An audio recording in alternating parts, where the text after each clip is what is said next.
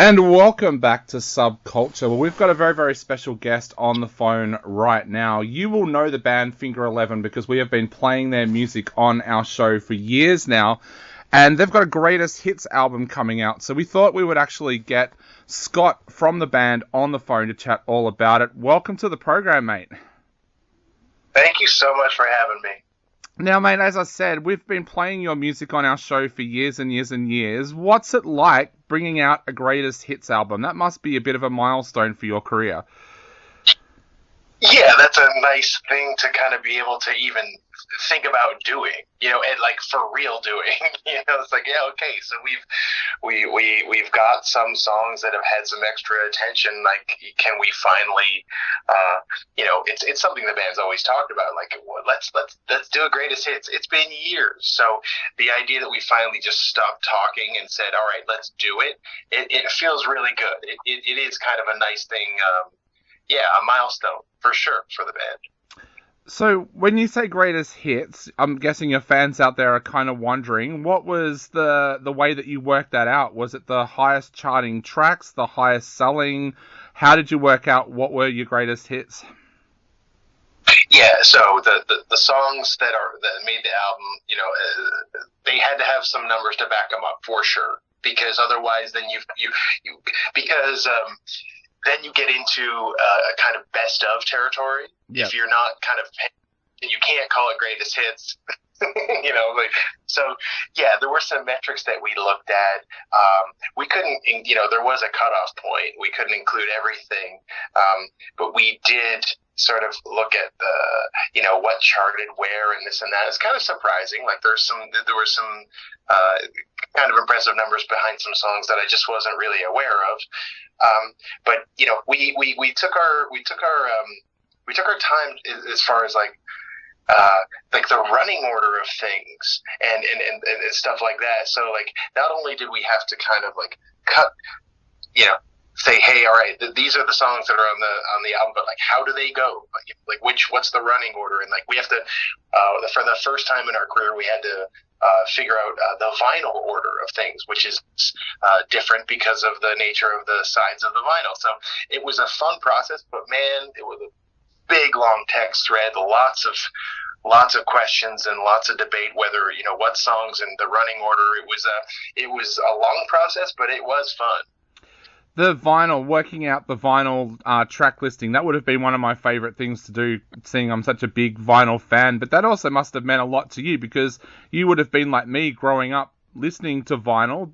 That must have been a really weird moment, sitting down and working out a vinyl track listing for your own band. Yeah. I mean, I would go to the record stores. I would buy these records. Like sometimes I wouldn't. I remember buying Iron Maiden Power Slave, based on the cover alone. And then, you put the record on and you get that immersive experience. You just open up the whole thing and, it's your whole world for the next, 45 minutes. So to kind of do that, just, through the lens of like, remember how we used to go to the record store every weekend and like, we can kind of recreate that for someone. What a trip. Yeah, it was great. So this is just one of those things where, we want to make a greatest hits record, but we've also always wanted to do a vinyl. So this is really kind of putting the dreams together. So it's cool. Yeah, it's great because there's things I love about vinyl, but I didn't love like kind of wearing my favorite records out and like rebuying them, but that was just part of it. There was no choice. Yep.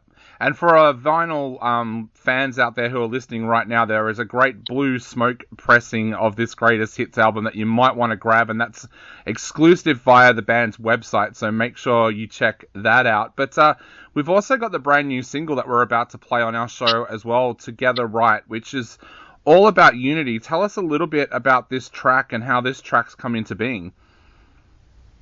Well, I mean, this song has been in the band's, it's been on the shelf for a while. I remember writing the song a a number of years ago and going, okay, that's great. Like, okay, good. We like that demo. Very cool.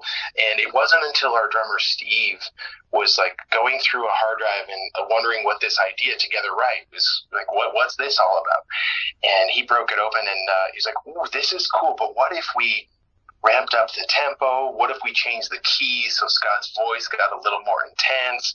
What if we did this and that? And all of a sudden, it was the project we worked on for, until it was a brand new kind of exciting thing.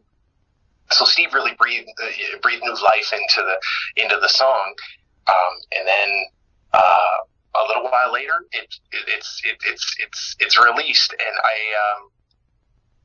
I feel really proud about it because we tend to tinker with ideas and sometimes they don't really get better. But this one, every single time, we would say, okay, well, do we have a cool intro hook? Like, what can we do? And what about, one of the later additions was the guitar solo that James does in the middle of the song, which I think is just, I can't stop listening to it. I think it sounds awesome. So, I'm really happy how people have responded to this song because I do feel like it's really, really strong. You put out music and you hope that people react. You just never know.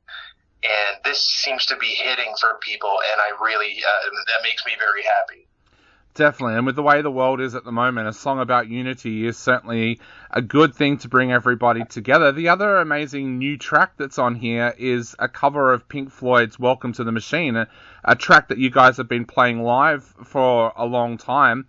What is it about that track that you guys love so much?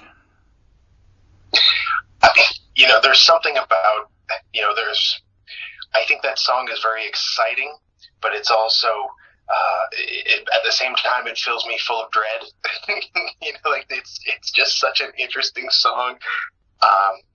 And there's a little bit of relation to that where there's like, okay, you're caught inside this machine, as it were, and you're playing music. I think there's a kind of a cynical approach. I think that's kind of where the lyrics are coming from. There's, you're an artist.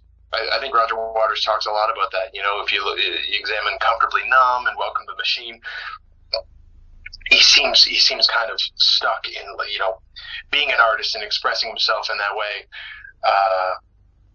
But no song really hits like Welcome to the Machine. I don't know. It's a neat vibe. We used to start the sets off with that song, and it really does. It sets a tone like no other. So, I think on this greatest hits, I do kind of think of it as something of a bonus track. It's certainly a greatest hit for Pink Floyd, but for us, it's nice for it to finally find a home somewhere in Finger 11 land. Definitely. Now, going back over these tracks, we mentioned before about how you put this greatest hits album together. Was that a bit of a journey for you as well, going back over tracks that you recorded 20 years ago, and what did that mean to you, especially reaching that 20-year milestone? Yeah, it's always interesting to listen to the music you made 20 years ago. There's stuff that there's stuff that holds up, and then there's stuff, where it's a little bit like, I don't really relate to the idea that this song is about, but, I think that's a good thing. There's some songs that are filled with angst, and it's like, if I still was that angst-ridden, I feel like I'd be doing something wrong. But, as songs, sometimes they work still. But it's funny. Like, it's like there's songs where it's like, oh yeah, my voice sounds different. I sound like a younger person, it's wild to think that we've been doing this for 20 years. I don't want to think about it for that long.